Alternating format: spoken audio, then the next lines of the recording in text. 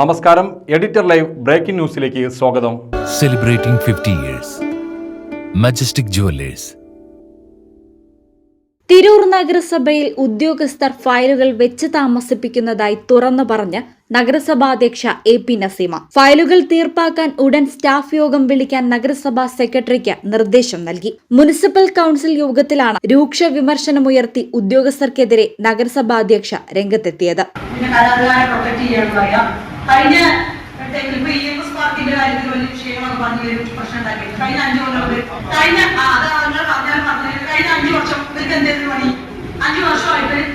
പിന്നെ ആ എഗ്രിമെന്റിൽ വയലേഷൻ ഉണ്ട്, പ്രശ്നമാണെന്ന് മനസ്സിലാക്കി കഴിഞ്ഞാൽ കൗൺസിലിൽ അതിർത്ത് മാറ്റി വെക്കില്ലേ? ആ വയലേഷൻ സംഭവിച്ച് ആ സമയത്ത് നിർത്തി വെക്കുകയാണെങ്കിൽ അത് നല്ല രീതിയിൽ നടത്തിക്കൊണ്ടുപോയില്ലേ?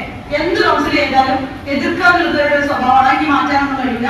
തൽക്കാലം നമ്മൾ ഉള്ളത് വെച്ച് നമുക്ക് ചെയ്യാൻ പറ്റുന്ന കാര്യങ്ങൾ ഈ വളരെ കുറഞ്ഞ സമയമുള്ള സമയത്ത് ചെയ്തു പോകില്ലാതെ വേറെ നിവൃത്തിയൊന്നുമില്ല. എന്തായാലും എതിർത്തുകൊണ്ടിരിക്കും. അതിന്റെ കാര്യങ്ങളൊക്കെ നടക്കും വേണം.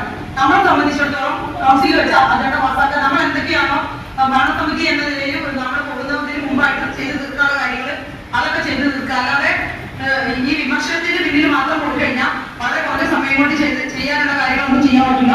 സെക്രട്ടറി വളരെ വിജിലന്റ് ആയിട്ട് ഓരോ എടുക്കുന്ന തീരുമാനങ്ങൾ സെക്രട്ടറി നിങ്ങൾ ഫോണിലാണോ? ഫോണാണ് വെക്കുക. എന്നിട്ടേ എടുത്ത തീരുമാനങ്ങളൊക്കെ നേരത്തെ നന്ദമാഷ് പറഞ്ഞത് വളരെ ആവശ്യമായിട്ടുള്ള ഒരു പോയിന്റാണ്. പിന്നെ നമ്മള് കൺട്രോൾ സ്വിച്ച് വാങ്ങുന്ന കാര്യത്തിൽ നമ്മൾ തീരുമാനം എടുത്തതാണ്. ഞാനത് 2-3 തവണ എഴുതി തന്നതാണ്. നമ്മുടെ ഉദ്യോഗസ്ഥരുടെ ഭാഗത്തുനിന്ന് വളരെയധികം വീഴ്ച സംഭവിക്കുന്നുണ്ട്. സ്വന്തം ലോഗിനിൽ എത്തുന്ന ഫയലുകൾ അതാണ് സമയത്ത് പുട്ടപ്പ് ചെയ്ത് പുറത്ത് കൊടുക്കാത്തതിന്റെ പേരിൽ ഒട്ടനവധി ഒക്കെ ഇന്നിപ്പോ വളരെയധികം പ്രയാസത്തിൽ കംപ്ലൈന്റ് ചെയ്തിട്ടുണ്ട്. അറിയാതെ ഒരുപാട് വർക്കുകൾ പെൻഡിംഗ് ആയിട്ട് നടക്കുന്നുണ്ട്. ഞങ്ങൾക്ക് ജനപ്രതിനിധികൾക്ക് ഇത് മാത്രം നോക്കി നിങ്ങളുടെ ലോഗിനിൽ എന്തൊക്കെ പ്രശ്നങ്ങളുണ്ടെന്ന് നോക്കിയിരിക്കല്ലോ. ഇവിടുത്തെ തീരുമാനം എടുക്കുന്ന കറക്റ്റ് സമയത്ത് ഉദ്യോഗസ്ഥരെ നടപ്പിലാക്കുക വേണം. ആ കാര്യത്തിൽ അതും കൂടി പറഞ്ഞുള്ള പിന്നാലെ നടക്കലല്ലേ ഞങ്ങൾ വഴി. അതുകൊണ്ട് അടിയന്തരമായിട്ട് സെക്രട്ടറി സ്റ്റാഫ് മീറ്റിംഗ് വിളിച്ച് ഞാനും കൂടി കൂടാം.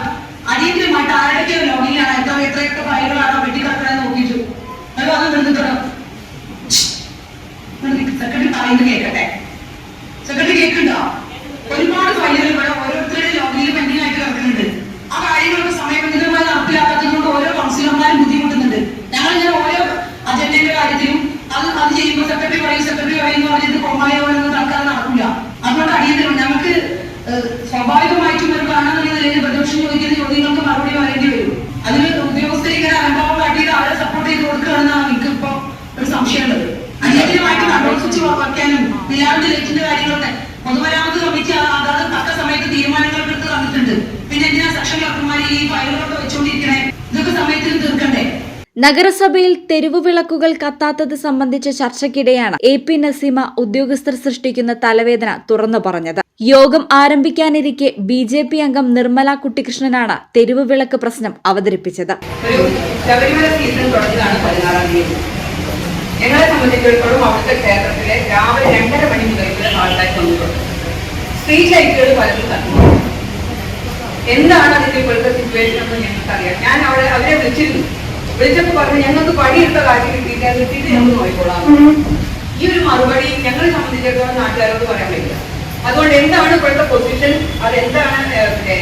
കഴിഞ്ഞ പ്രാവശ്യം പ്രതിപക്ഷം യോജനക്കുറിപ്പ് എഴുതിയിട്ടാണ് ഞാൻ അറിഞ്ഞത്.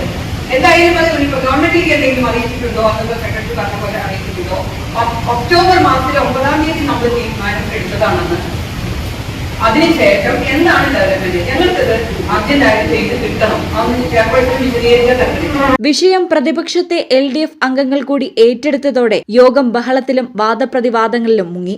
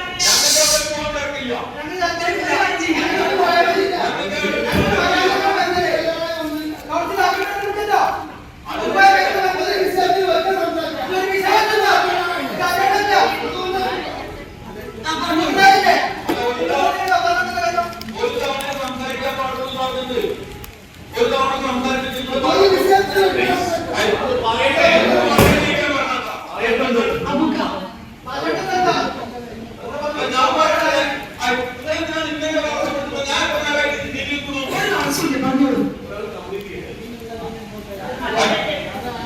ഞങ്ങൾ എന്ത് ചെയ്യണം? ഉറപ്പ് തുടങ്ങിയ ആവശ്യം വരും. നമ്മൾ സേഫല്ലേ? ആ സേഫായ മാർഗം നോക്കാതെ വളരെ പോകാതെ പ്രശ്നം. എന്തെങ്കിലും ആ മാർഗം സ്വീകരിക്കാൻ പറ്റാത്തത്?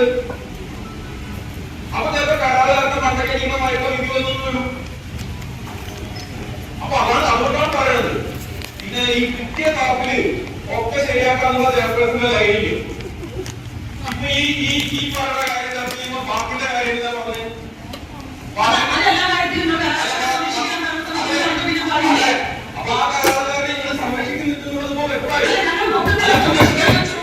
ഇപ്പോൾ എപ്പോഴായി ആ കരാറുകാരെ? അതെ, സംരക്ഷിക്കുന്ന ആളെ നമുക്കറിയാം. ആ കരാറുകാരെ നിങ്ങൾ സംരക്ഷിക്കണം. ഞാൻ കഴിഞ്ഞ 5 വർഷം സംരക്ഷിച്ച് കൂടിയിട്ടുണ്ട്. ഞങ്ങൾ വന്നാൽ തുറന്നപ്പോഴാ വർഷം കഴിഞ്ഞില്ല. ഇപ്പോഴത്തെ കരാറുകാരെ നിങ്ങൾക്ക് സംരക്ഷിക്കണം. ഏറ്റവും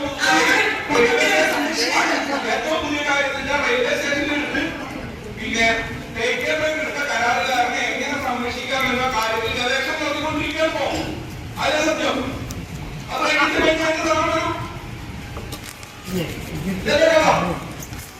എന്റെ വിറ്റ എവിടെ ഉണ്ട്?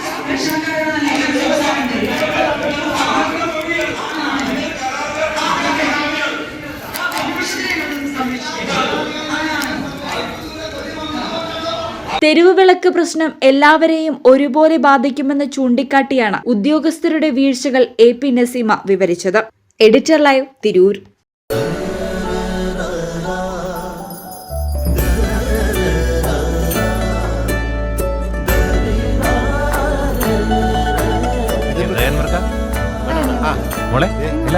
ഓൾമോസ്റ്റ് എല്ലായി.